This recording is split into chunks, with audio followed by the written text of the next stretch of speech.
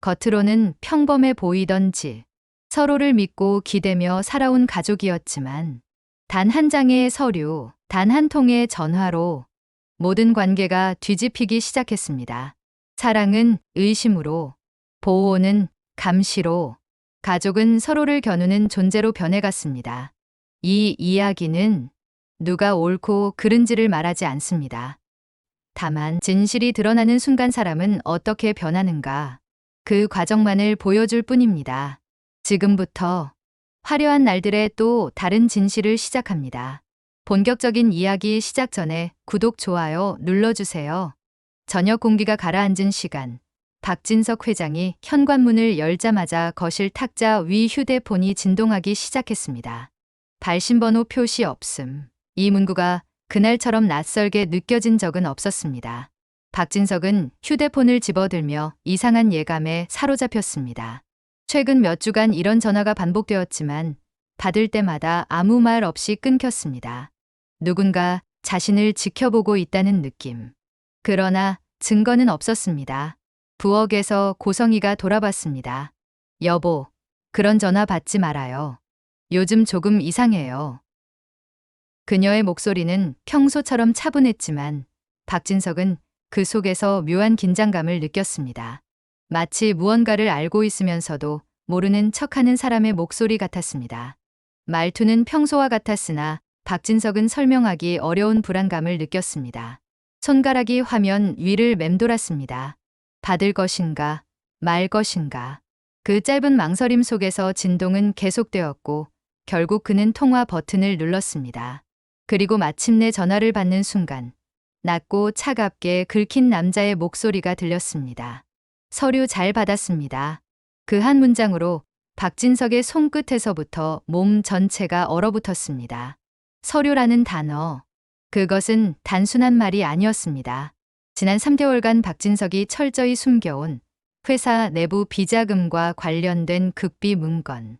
오직 세 사람만 알고 있어야 할 그 서류를 누군가가 알고 있습니다. 박진석은 입술을 깨물었습니다.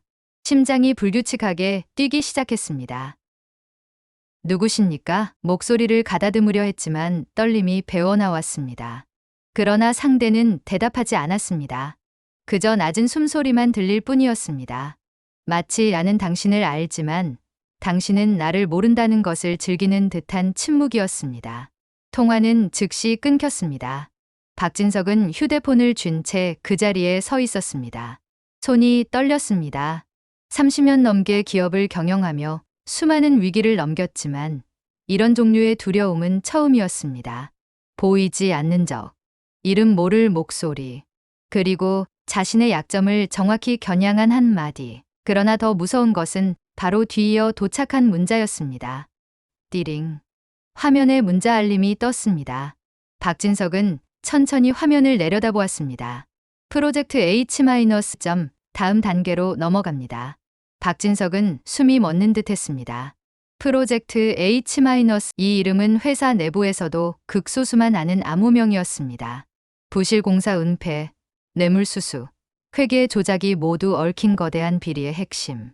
박진석 자신도 그 일부를 알고 있었지만 전모를 파악한 사람은 없었습니다. 절대로 외부로 새어나가서는 안 되는 이름. 아무도 몰라야 하는 문구. 그런데 지금 누군가가 그것을 알고 문자로 보내왔습니다. 박진석의 등줄기를 차가운 땀이 흘러내렸습니다. 누가, 왜, 무엇을 원하는가? 그의 머릿속이 복잡하게 얽혔습니다. 회사 내부 고발자일까? 경쟁사의 첩보일까? 아니면. 그때 영라가 조용히 다가왔습니다. 두꺼운 서류철을 품에 안고 속삭이듯 말했습니다. 아빠, 이거 지금 보셔야 해요. 영라의 목소리는 떨리고 있었습니다. 박진석은 딸의 얼굴을 바라보았습니다. 평소 침착하던 영라의 눈가에 불안과 두려움이 가득했습니다. 이게 뭐냐? 보시면 압니다. 제발 지금 보십시오. 그 눈동자 속 떨림은 지금 말하지 않으면 모두가 끝난다는 절박함이었습니다. 박진석은 서류철을 받아들었습니다. 손끝으로 전해지는 무게가 묘하게 무거웠습니다. 단순한 종이 뭉치가 아니라 무언가 돌이킬 수 없는 진실의 무게 같았습니다. 서류철을 펼치는 순간 박진석의 손이 크게 떨렸습니다. 첫 장에 적힌 문구.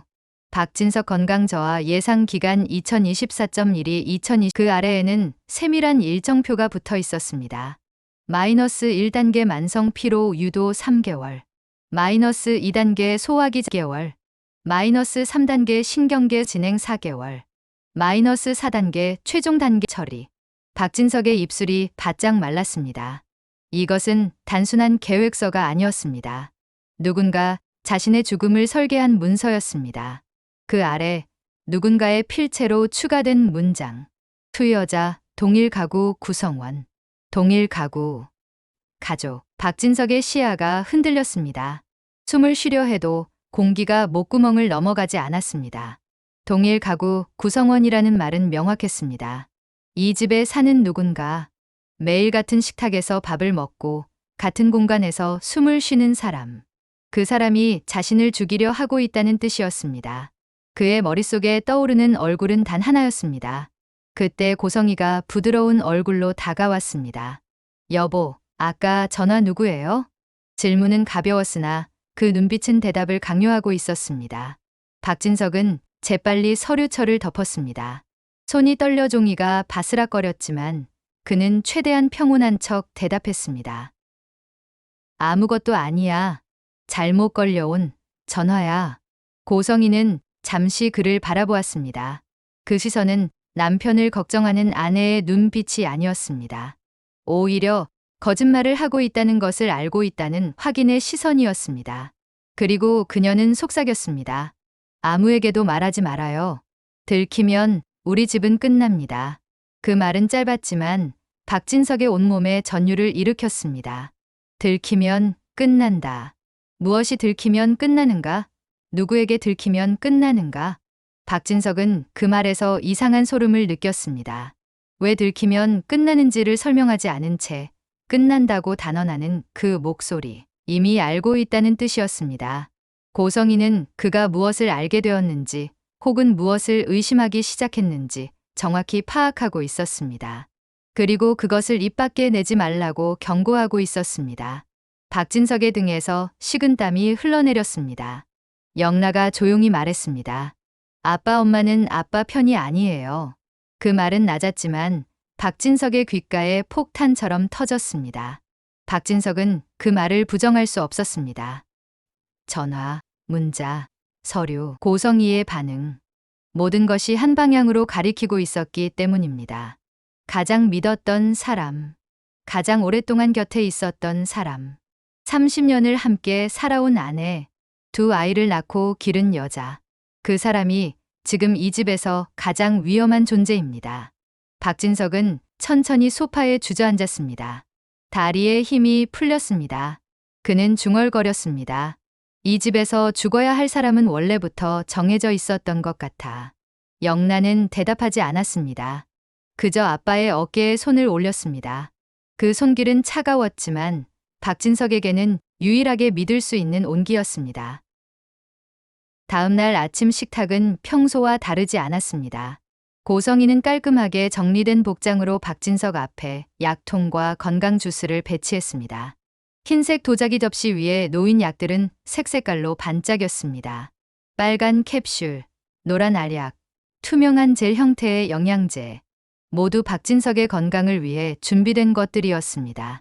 아내가 직접 챙겨주는 사랑의 증표였습니다.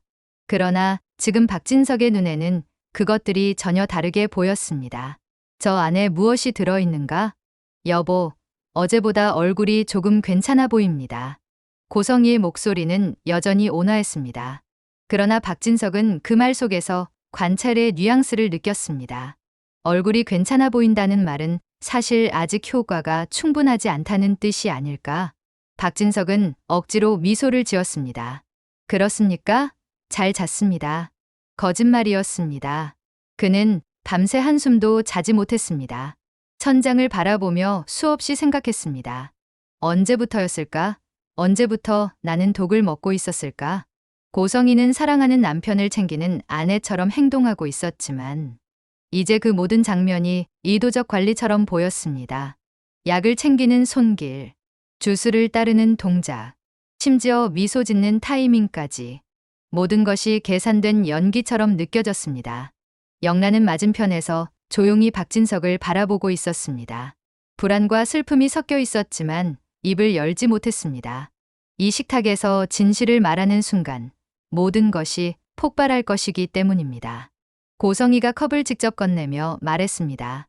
오늘은 꼭 드십시오. 의사 선생님도 말씀하셨어요. 최근 간 수치가 좋지 않다고. 그 말투는 부드러웠지만 박진석은 그 안에서 감시의 기운을 느꼈습니다. 마시지 않으면 의심받는다.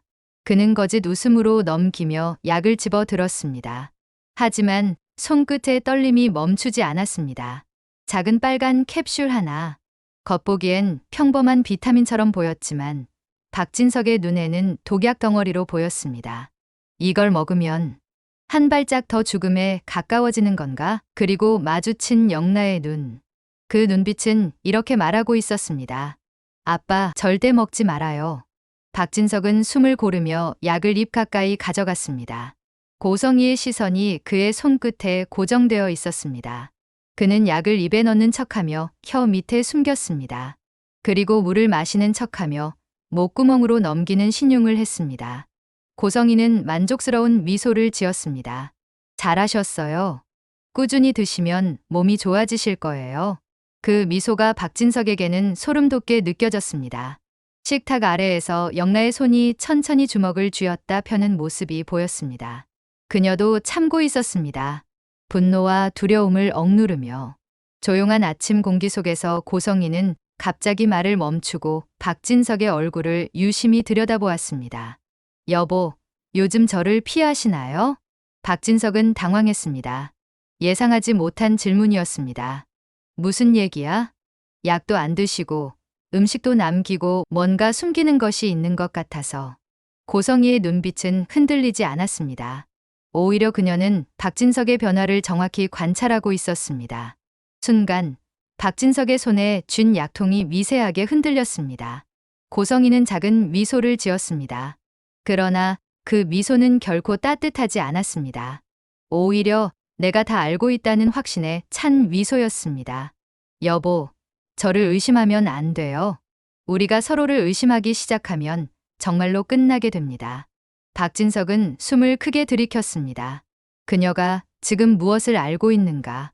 자신이 서류를 봤다는 것을 알고 있는가? 아니면 단순히 남편의 태도 변화를 감지한 것인가? 덕지덕지 숨겨온 균열이 한순간에 벌어지는 느낌이었습니다. 의심하지 않아. 박진석의 대답은 짧고 건조했습니다. 그 이상 말을 이어가면 목소리가 떨릴 것 같았습니다. 고성이는 잠시 그를 바라보다가 고개를 끄덕였습니다. 그렇다면 다행입니다. 오해는 가족을 무너뜨리니까요. 식탁을 떠나는 순간 박진석은 결심했습니다. 더 이상 평소처럼 행동할 수 없습니다. 그는 서류를 다시 확인해야 했고 증거를 확보해야 했습니다. 그리고 무엇보다 내가 먼저 움직이지 않으면 누군가는 먼저 죽는다. 그 균형은 이미 무너졌습니다. 이제 무너지는 소리가 들릴 뿐이었습니다. 아침 식탁을 떠난 박진석은 천천히 걸음을 옮겨 서재 문을 닫았습니다. 문이 딸깍하고 잠기는 순간 집 안의 모든 소음은 마치 물속으로 잠긴 듯 멀어졌습니다. 서재는 박진석에게 유일하게 안전한 공간이었습니다. 두꺼운 참나무 책장, 가죽으로 장정된 책들, 오래된 시계 소리. 이곳만은 그가 통제할 수 있는 영역이었습니다. 그러나 오늘은 달랐습니다. 이 공간조차 더 이상 안전하게 느껴지지 않았습니다. 그는 의자에 앉아 손가락을 바라보았습니다. 미세하게 떨리는 손끝. 손톱 밑이 창백하게 변색되어 있었습니다. 손가락 관절도 뻣뻣했습니다. 그동안 무시해 오던 증상이 이제는 누군가의 손길처럼 느껴졌습니다. 천천히 서랍을 열고 약봉투를 꺼냈습니다. 겉모습은 평범한 영양제였지만 오늘만큼은 색조까지 달라 보였습니다. 빨간 캡슐 안에 무엇이 들어있을까? 노란 알약은 정말 비타민일까? 이걸 내가 먹었단 말입니까? 그는 깊게 숨을 들이켰습니다. 지난 6개월간의 기억이 주마등처럼 스쳐 지나갔습니다. 처음에는 가벼운 피로였습니다. 나이 탓이겠지 하고 넘겼습니다. 그 다음은 소화불량이었습니다. 스트레스 때문이겠지 하고 무시했습니다. 그리고 최근 몇 주간은 어지럼증과 두통이 심해졌습니다. 병원에 가려 했지만 고성이가 말렸습니다. 여보, 그냥 영양제 드시면 괜찮아지실 겁니다. 제가 좋은 것 구해왔습니다. 박진석은 그 말을 믿었습니다. 아내를 의심할 이유가 없었으니까요. 그러나 지금 생각해보니 모든 증상이 시작된 시점과 고성이가 약을 챙겨주기 시작한 시점이 정확히 일치했습니다. 바로 그때 복도에서 규칙적인 구두 소리가 들려왔습니다. 고성이었습니다. 박진석의 온몸이 긴장했습니다. 그는 재빨리 약봉투를 서랍 깊숙이 밀어 넣었습니다. 구두 소리가 서재문 앞에서 멈추었습니다. 그림자 하나가 문틈 아래로 스며들어 책상 다리 위로 길게 드리웠습니다. 박진석은 숨을 죽였습니다. 심장 소리가 너무 커서 문 밖까지 들릴 것 같았습니다. 문을 열 것인가? 아니면 돌아갈 것인가? 그 짧은 시간은 그에게는 몇 분처럼 길게 느껴졌습니다. 그러나 고성이는 문을 열지 않았습니다. 그저 잠시 멈췄다가 천천히 걷기 시작했습니다. 구두 소리가 멀어졌습니다. 그가 허탈하게 숨을 내쉬려던 순간 복도 끝에서 작은 속삭임이 들렸습니다. 아빠, 영나였습니다. 그녀는 서재 문틈으로 조심스럽게 종이봉투를 건넸습니다. 엄마가 오늘 새로 준비한 약이에요. 아빠, 절대 드시면 안 돼요. 영나의 눈빛에는 두려움보다 더 깊은 결심이 깃들어 있었습니다. 박진석은 봉투를 받아들었습니다. 손에 닿는 무게가 묘하게 무거웠습니다. 영나야, 너도 위험해진다. 내 엄마가 알면. 괜찮아요. 영나의 목소리는 떨렸지만 단호했습니다. 지금은 아빠가 더 위험해요. 저는 아빠를 잃을 수 없어요. 그 말 속에는 딸이 아빠를 향한 절박한 사랑이 담겨 있었습니다. 그 짧은 대화 뒤 영란은 흔적도 없이 사라졌습니다. 박진석은 종이봉투를 천천히 열었습니다. 안에는 새로운 약들이 들어 있었습니다. 포장도 깨끗하고 브랜드도 유명한 제약회사였습니다. 그러나 박진석은 알고 있었습니다. 겉모습이 깨끗하다고 해서 아니 깨끗한 것은 아니라는 것을. 그는 약을 하나 꺼내 빛에 비춰보았습니다. 투명한 캡슐 안에 하얀 가루가 들어 있었습니다. 이것이 탈륨일까? 비소일까? 아니면 다른 독극물일까? 박진석은 약을 다시 봉투에 넣고 서랍 깊숙이 감췄습니다. 그리고 결심했습니다. 더 이상 그녀가 준 것은 먹지 않겠어. 점심 무렵 서재 문이 천천히 열리며 고성이가 들어왔습니다. 여보, 아침엔 너무 급하게 나가던데 몸은 괜찮아요? 그녀는 차를 내려놓으며 아주 자연스러운 일상 대화를 이어가고 있었습니다. 그러나 박진석은 느꼈습니다. 그녀의 시선이 자신의 손끝을 스치고 목의 움직임을 관찰하고 약봉투가 있던 방향을 흘끗 보는 것을. 고성이는 완벽한 아내의 가면을 쓰고 있었지만 그 가면 뒤에서 무언가를 계산하고 있었습니다. 괜찮아. 조금 피곤할 뿐이야. 박진석의 대답은 짧았습니다. 그 이상 말을 이어가면 목소리에 긴장이 배어나올 것 같았습니다. 고성이는 차를 따르며 말했습니다. 오늘 저녁에는 삼계탕을 끓일게요. 보양이 필요해요. 그 말은 평범한 아내의 배려처럼 들렸지만 박진석의 귀에는 다르게 들렸습니다. 당신의 몸 상태를 내가 계속 관리하고 있다는 선언처럼. 그리고 그녀의 말이 이어졌습니다. 오늘도 제가 챙긴 약을 안 드셨네요. 박진석은 몸이 굳어졌습니다. 고성이는 그가 약을 먹지 않았다는 것을 이미 알고 있었습니다. 아마도 약통을 확인했을 것입니다. 개수를 세었을 것입니다. 아, 잊었네. 여보, 고성이는 그의 눈을 똑바로 바라보며 말했습니다. 요즘 나를 의심해요? 그 말은 질문이 아니라 이미 알고 있는 사람이 확인하는 문장이었습니다. 박진석의 등에서 식은땀이 흘러내렸습니다. 그는 최대한 평온한 표정을 유지하려 했지만 손끝이 미세하게 떨리고 있었습니다. 아니, 그 대답은 너무 빨랐고 너무 짧았습니다. 고성이는 아주 천천히 미소를 지었습니다. 오해라면 다행이네. 오해는 풀리면 되지만 진실은 드러나는 순간 다시는 되돌릴 수 없으니까. 그 말에는 묘한 이중성이 담겨 있었습니다. 오해라면 다행이라는 말 속에는 오해가 아니라면 불행이라는 협박이 숨어 있었습니다. 그리고 진실은 되돌릴 수 없다는 말은 당신이 진실을 알았다면 이미 늦었다는 경고였습니다. 고성이는 차를 내려놓고 조용히 방을 떠났습니다. 문이 닫히는 소리. 딸까 그 작은 소리가 박진석의 귓가에 크게 울렸습니다. 복도에 고성이의 발소리가 멀어지자 박진석은 의자에서 몸을 밀어 올려 천천히 일어났습니다. 방금 그녀가 남긴 말은 경고가 아니라 당신의 변화를 알고 있다는 선전포고였습니다. 박진석은 창밖을 바라보며 생각했습니다. 더 이상 숨길 수가 없어. 누군가 먼저 쓰러지기 전에 내가 먼저 움직여야 해. 그는 핸드폰을 꺼내 조용히 전화를 걸었습니다. 여보세요. 김 변호사입니까? 제가 만나 뵙고 싶은데. 다음 날 아침, 박진석은 회사 대신 병원으로 향했습니다. 유리창 너머로 흐릿하게 햇빛이 비칠 뿐이었지만 의사 앞에서 그는 오랜 시간 체중을 잃은 사람처럼 어깨가 깊이 가라앉아 있었습니다. 흰 가운을 입은 의사는 박진석의 검사 결과를 천천히 넘기며 심각한 표정을 지었습니다. 회장님. 의사는 말을 꺼내기 전에 잠시 망설였습니다. 30년 경력의 의사도 이런 검사 결과는 처음 보는 듯했습니다. 최근 간 수치와 신장 기능이 너무 빠르게 무너지고 있습니다. 단순 피로나 과음으로는 설명할 수 없습니다.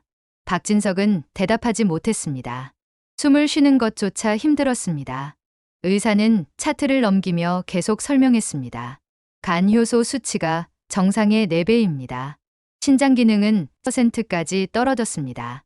그리고 이 헤모글로빈 수치 중증 빈혈 수준입니다. 숫자들이 나열될 때마다 박진석의 얼굴은 점점 창백해졌습니다. 그리고 무엇보다 걱정스러운 건 의사는 잠시 말을 멈추고 박진석의 눈을 똑바로 바라보았습니다. 혈액 검사에서 비정상적인 중금속 수치가 검출되었습니다. 중금속? 박진석의 목소리는 떨렸습니다. 정확히는 탈륨과 비소입니다. 이 정도 수치라면 장기간에 걸쳐 소량씩 체내에 축적된 것으로 보입니다. 의사의 말 한마디 한마디가 박진석의 심장을 파고들었습니다. 혹시 새로운 약을 드시고 계십니까? 혹은 특별한 건강식? 그 말이 전부를 관통했습니다. 박진석은 눈을 감았습니다. 척추를 타고 전율처럼 올라오는 감각. 그 약, 아내가 매일 아침 챙겨준 빨간 캡슐. 노란 알약, 투명한 젤 형태의 영양제. 그는 말하지 않았습니다. 말할 수 없었습니다. 하지만 그의 침묵에는 이미 의사가 원하는 모든 답이 들어 있었습니다. 회장님, 이건 우연이 아닙니다. 의사는 조심스럽게 말을 이어갔습니다. 누군가 의도적으로 투여했을 가능성이 높습니다. 경찰에 신고하시는 게 아닙니다. 박진석은 재빨리 말을 잘랐습니다. 괜찮습니다. 제가 알아서 처리하겠습니다. 의사는 더 이상 말하지 않았습니다. 그러나 그의 눈빛에는 걱정과 의심이 가득했습니다. 이 정도 수치라면 장기간 독성 물질 노출을 의심해야겠습니다. 지금 당장 투여를 중단하지 않으면 6개월 안에 심각한 장기 손상이 올 수 있습니다. 의사의 말은 누군가 망치로 뒤통수를 내리친 듯 현실을 강제로 깨닫게 했습니다. 박진석은 진료실을 나서며 복도를 천천히 걸었습니다. 형광등 불빛이 너무 밝아서 눈이 부셨습니다. 병원을 나서는 순간 햇빛은 너무 밝아서 오히려 피하고 싶었습니다. 이제는 부정할 수 없군. 그의 얼굴은 결심과 공포가 뒤섞인 표정이었습니다. 병원을 나온 박진석은 곧장 회사로 향하지 않았습니다. 대신 조용한 별관 회의실에서 10년 넘게 자신과 함께한 비서실장을 불러냈습니다. 잠시 후 비서실장은 작은 금고를 들고 들어왔습니다. 회장님께서 찾으셨던 그 문서들입니다. 비서실장의 표정은 굳어 있었습니다. 그도 이 문서들이 어떤 의미를 갖는지 알고 있었습니다.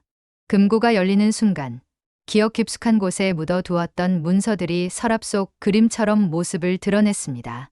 박진석은 천천히 문서들을 꺼내 책상 위에 펼쳤습니다. 고성이에게 맡겼던 직무 위임장. 그녀 명의로 넘긴 회사 지분 사전 문서, 생명보험 수익자 변경 서류, 그리고 한우진에 대한 승계 가능성 메모. 모든 문서에는 박진석의 서명이 있었고 대부분 고성희가 증인으로 함께 서명되어 있었습니다. 비서실장은 조용히 말했습니다. 사인하실 때 사모님이 늘 옆에 계셨습니다. 그때는 당연한 일이라고 생각했습니다. 부부니까요. 박진석의 눈빛이 천천히 흔들렸습니다. 그는 기억했습니다. 3년 전 고성희가 말했습니다. 여보, 회사 일이 너무 많으시니 제가 일부 업무를 대신하면 어때요? 내가 도와줄게요. 그때 박진석은 고마워했습니다. 아내가 자신을 돕겠다고 나서는 것이 사랑스러웠습니다. 2년 전 고성희가 말했습니다. 여보, 만약을 대비해서 제 명의로 일부 지분을 옮겨두는 게 어때? 세금 문제도 있고. 박진석은 별 생각 없이 동의했습니다. 부부 사이에 내 것이 어디 있습니까? 1년 전 고성희가 말했습니다. 여보, 생명보험 수익자를 내 이름으로 바꿔두는 게 좋겠어. 만약 무슨 일이 생기면 제가 아이들을 돌봐야 하니까. 박진석은 그때도 의심하지 않았습니다. 사소한 일처럼 느껴졌던 날들. 아내가 더 도와주겠다며 함께 서류를 정리하라던 말. 그 모든 순간이 결국 오늘의 이 계획을 준비한 시간이었다는 것을 박진석은 문서들을 내려다보며 중얼거렸습니다. 처음부터 계산되어 있었군. 비서실장은 조심스럽게 물었습니다. 회장님 어떻게 하시겠습니까? 박진석은 한참 동안 대답하지 않았습니다. 그는 문서들을 한 장 한 장 넘기며 생각에 잠겼습니다. 30년을 함께 산 아내가 30년 동안 이 계획을 짜왔다는 것이 믿기지 않았습니다. 일단 이 문서들을 복사해서 안전한 곳에 보관해 주십시오. 그리고 변호사에게 연락하십시오. 알겠습니다. 비서실장이 나가자 박진석은 혼자 남았습니다. 회의실은 너무 조용했습니다. 창밖으로 도시의 소음이 들려왔지만 그에게는 아무것도 들리지 않았습니다. 그는 창밖을 바라보며 속삭였습니다. 당신은 언제부터 나를 죽이려고 했을까?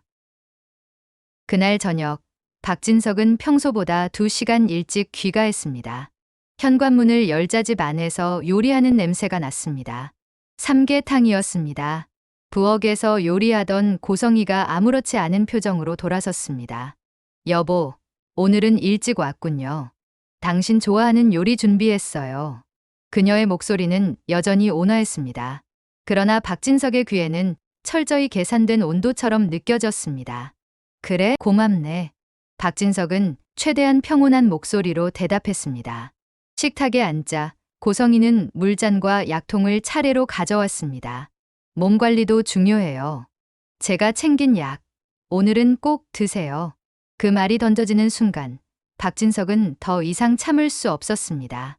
그는 약통을 바라보며 물었습니다. 당신, 내가 요즘 약을 왜 피하는지 궁금하지 않아? 고성희의 손이 아주 일시적으로 멈췄습니다.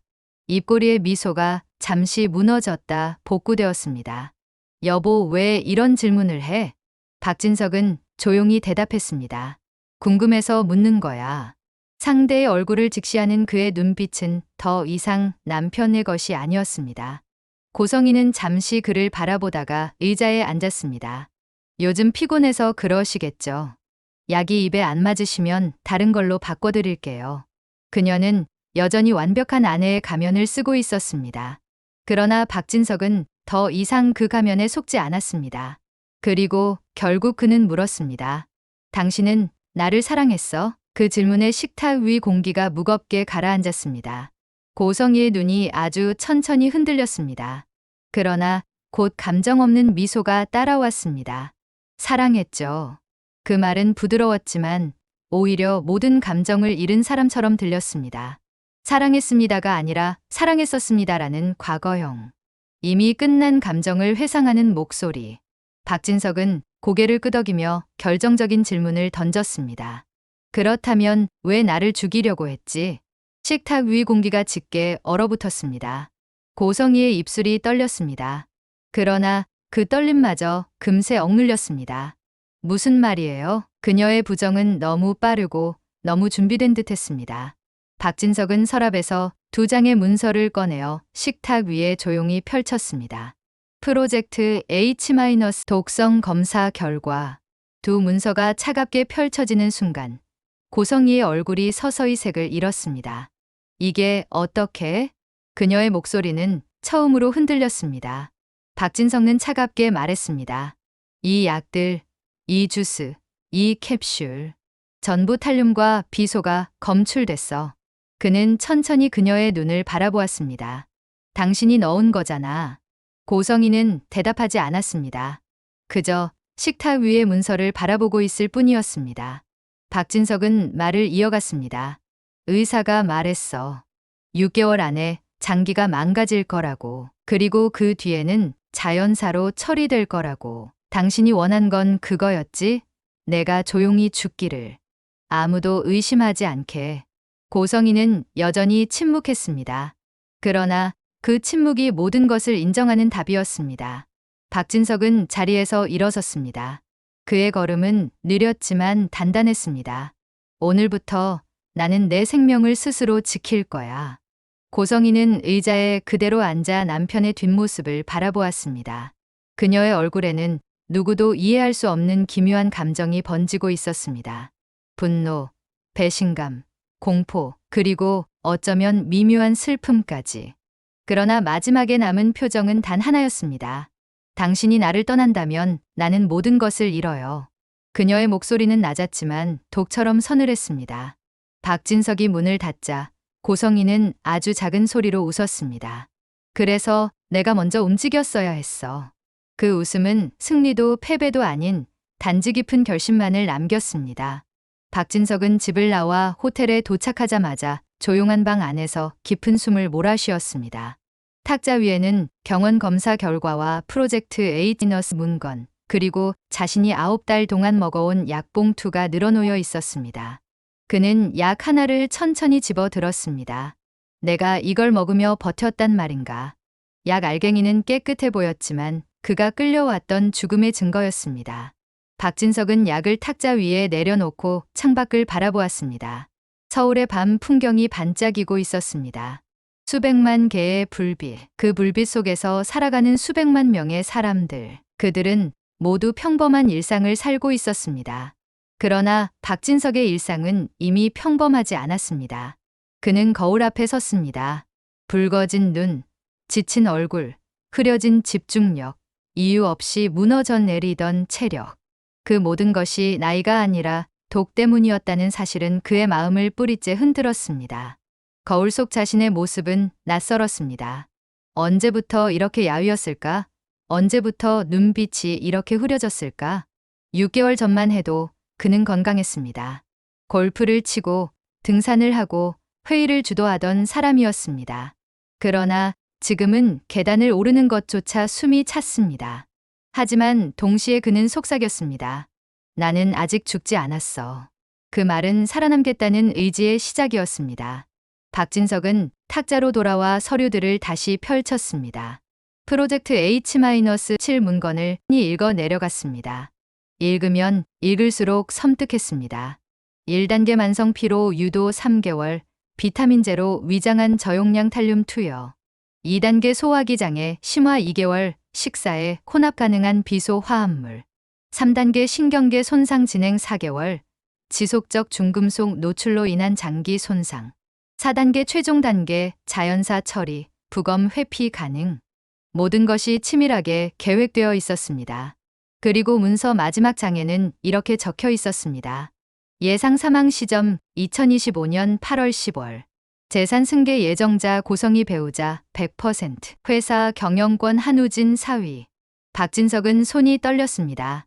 자신의 죽음이 이렇게 구체적으로 날짜까지 적혀 있다는 것이 현실처럼 느껴지지 않았습니다. 호텔 불을 끄고 의자에 앉아 마음속에서는 또 다른 감정이 피어올랐습니다. 딸 영라가 떠올랐습니다. 자신에게 위험을 알려주기 위해 목숨 걸고 움직였던 아이. 어머니를 배신하는 것이 얼마나 고통스러웠을까. 그러나 그녀는 아버지를 선택했습니다.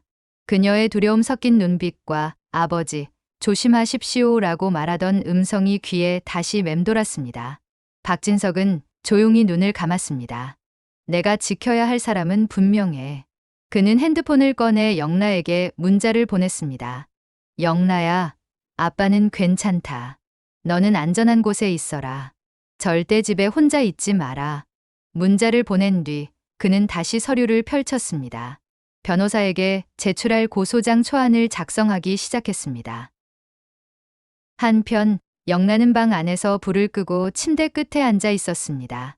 그녀도 오늘 벌어진 일을 모두 이해하고 있었습니다. 아빠가 집을 나갔다는 것, 어머니와 대치했다는 것, 그리고 이제 모든 것이 돌이킬 수 없는 지점에 도달했다는 것. 아빠가 정말 보셨구나. 영란은 손으로 얼굴을 감쌌습니다. 눈물이 흘러내렸지만 소리내어 울 수는 없었습니다. 이 집에서 울음소리는 곧 약점이 되기 때문입니다. 두려움이 엄습했지만 그녀는 후회하지 않았습니다. 그래도 아빠는 살았으니까. 그 말이 그녀가 숨을 이어갈 수 있는 유일한 이유였습니다. 영란은 서랍을 열고 가방을 꺼냈습니다. 그리고 조용히 짐을 싸기 시작했습니다. 옷 몇 벌, 노트북, 중요한 서류들, 그리고 어머니 금고에서 복사한 파일. 나도 떠나야 해. 영란은 속삭였습니다. 이제 이 집에 머물면 자신도 위험하다는 것을 알고 있었습니다.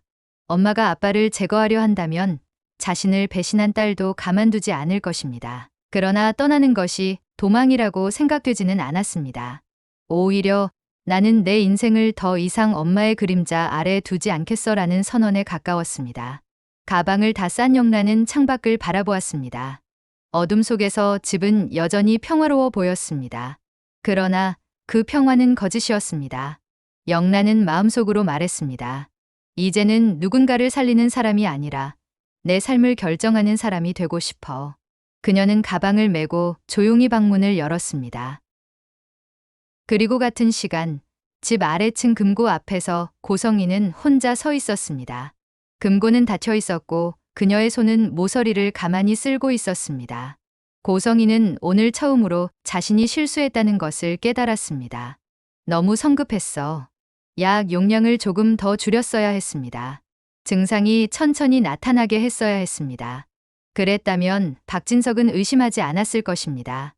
그러나 그녀는 서두르고 말았습니다. 회사 경영권 문제, 한우진과의 약속, 시간에 쫓기는 상황들. 모든 것이 그녀를 조급하게 만들었습니다. 그리고 결정적으로 영라를 과소평가했습니다. 그 아이가 감히. 고성이의 눈빛이 차갑게 식었습니다. 영라는 항상 조용하고 순종적인 아이였습니다. 어머니 말을 잘 듣고 문제를 일으키지 않는 딸이었습니다. 그런데 그 아이가 자신을 배신했습니다. 아버지 박진석 편에 섰습니다. 고성이는 금고를 바라보며 생각했습니다. 이 안에 있는 모든 서류들, 내가 30년 동안 준비한 모든 것들. 그녀는 모든 것을 잃을 수도 있다는 사실을 처음으로 인식했습니다. 남편도, 딸도, 회사도, 지금까지 쌓아온 30년의 삶도 모두. 하지만 그녀는 깨달았습니다. 나는 절대 가만히 당하는 사람이 아니야. 누군가 자신을 밀어내면 그녀는 반드시 반대 방향으로 움직이는 사람이었습니다. 고성이는 금고를 다시 열지 않았습니다. 그러나 천천히 뒤돌아 계단을 올랐습니다. 그 발걸음은 패배자의 것이 아니라 다음 싸움을 준비하는 사람의 발걸음이었습니다. 2층에 올라온 고성이는 영라의 방문 앞에 섰습니다. 문틈 아래로 불빛이 새어나왔습니다. 아직 안 자고 있네. 고성이는 문을 두드리지 않았습니다. 그저 그 자리에 서서 문을 바라보았습니다. 그리고 낮게 속삭였습니다. 영라야, 넌 내가 무슨 짓을 한 건지 알고 있니? 물론 영라는 들을 수 없었습니다. 그러나 고성이는 계속 말했습니다. 내가 아빠를 선택했다면 난 너를 선택할 수 없어. 그 말은 어머니의 탄식이 아니라 적을 선언하는 목소리였습니다. 고성이는 천천히 자신의 방으로 돌아갔습니다. 책상 서랍을 열고 핸드폰을 꺼냈습니다. 그리고 한 번호로 전화를 걸었습니다. 여보세요, 저입니다. 계획에 차질이 생겼습니다. 빨리 움직여야 합니다. 전화 너머로 남자의 목소리가 들렸습니다. 알겠습니다. 언제 시작할까요? 고성이는 잠시 침묵하다가 대답했습니다. 내일 당장 시작하세요. 통화를 끄는 고성이는 창밖을 바라보았습니다. 서울의 야경이 반짝이고 있었습니다. 그러나 그녀의 눈에는 아무것도 아름답게 보이지 않았습니다. 당신이 날 떠났다면 이젠 내 차례야. 새벽 5시. 동이 트기 직전의 흐린 공기 속에서 세 사람은 동시에 움직이기 시작했습니다. 박진석은 변호사를 만나기 위해 호텔 로비로 내려왔습니다. 그의 손에는 두꺼운 서류 봉투가 들려 있었습니다. 안에는 고소장, 검사 결과, 프로젝트 에이지너스 문건, 그리고 모든 증거 자료가 들어 있었습니다. 그의 얼굴은 여전히 창백했지만 눈빛은 확실한 목표를 갖고 있었습니다. 이제 끝을 내자. 박진석은 차에 올라 시동을 걸었습니다. 영란은 마지막으로 집을 돌아본 뒤 현관문을 조용히 열었습니다. 새벽 공기가 차가웠습니다. 그녀는 가방을 메고 계단을 내려갔습니다. 택시를 불러 시내의 작은 쉼터로 향했습니다. 어딘가로 숨기 위함이 아니라 어디에서 다시 시작할 방법을 찾기 위함이었습니다. 택시 안에서 영란은 핸드폰을 켰습니다. 아버지 박진석에게서 문자가 와 있었습니다. 영라야, 아빠는 괜찮다. 너는 안전한 곳에 있어라. 절대 집에 혼자 있지 마라. 영란은 눈물을 닦으며 답장을 보냈습니다. 아빠, 저도 괜찮습니다. 이제 우리 다시 시작할 수 있어요. 그리고 고성이는 조용히 차 키를 들고 현관문을 열었습니다. 그녀 역시 움직이기 시작했습니다. 남편을 찾아갈지, 딸을 찾아갈지, 혹은 파일을 되찾을지, 그 누구도 알 수 없었습니다. 하지만 한 가지는 분명했습니다. 그녀는 결코 물러서지 않을 것입니다. 고성이는 차에 올라 백미러를 통해 자신의 얼굴을 바라보았습니다. 배신에는 반드시 대가가 따라. 그녀의 눈빛은 차갑고 단단했습니다. 차가 출발했습니다. 어디로 향하는지는 그녀만 알고 있었습니다. 아침 햇빛이 도시 위로 떠오르는 순간, 카메라가 없는 이 드라마의 세 주인공은 각자의 길에서 같은 방향을 바라보고 있었습니다. 서로를 향해. 박진석은 변호사 사무실 앞에 차를 세웠습니다. 건물을 올려다보며 그는 속삭였습니다. 이제는 내가 움직여야지. 그의 손에 든 서류 봉투는 무거웠지만 그 무게는 더 이상 두려움이 아니었습니다. 오히려 정의를 향한 무게였습니다. 영란은 쉼터에 도착해 작은 방에 들어갔습니다. 창문을 열자 아침 햇살이 들어왔습니다. 그녀는 햇살을 바라보며 말했습니다. 내가 선택한 진실을 끝까지 지키겠어. 그녀의 눈빛에는 더 이상 두려움이 없었습니다. 오직 결연함만 남아 있었습니다. 그리고 고성이는 차를 몰며 핸드폰을 꺼냈습니다. 한 번호로 전화를 걸었습니다. 접니다. 위치 추적 가능하죠? 전화 너머로 대답이 들렸습니다. 가능합니다. 대상의 현재 위치는. 고성이의 입꼬리가 차갑게 올라갔습니다. 배신은 곧 복수로 돌아간다. 그녀의 차는 어둠 속으로 사라졌습니다. 더 이상 누가 가해자이고 피해자인지, 누가 옳고 그른지 단정할 수 없는 상황. 오직 하나만 남았습니다. 이 선택들이 결국 서로를 향해 걸어간다는 사실. 그리고 이 사실은 누군가에게는 파멸이, 누군가에게는 구원이 될 것입니다. 그러나 지금 이 순간, 그 누구도 결과를 알지 못합니다. 오직 인식만이 존재합니다. 우리는 이제야 시작점에 서 있습니다. 박진석은 변호사 사무실 문을 열었습니다. 영란은 새로운 삶을 위해 노트북을 켰습니다. 고성이는 목적지를 향해 차를 몰았습니다. 세 사람의 이야기는 끝나지 않았습니다. 아니, 이제 막 시작되었습니다. 해가 떠오르는 서울 하늘 아래 화려했던 날들은 저물고 있었습니다. 그러나 그 끝에서 새로운 이야기가 시작되고 있었습니다. 진실을 아는 자, 진실을 지키려는 자, 그리고 진실을 묻으려는 자. 세 사람의 충돌은 이제 시작입니다. 결말은 끝이 아니라 깨달음입니다. 그리고 깨달음은 언제나 새로운 충돌을 부릅니다.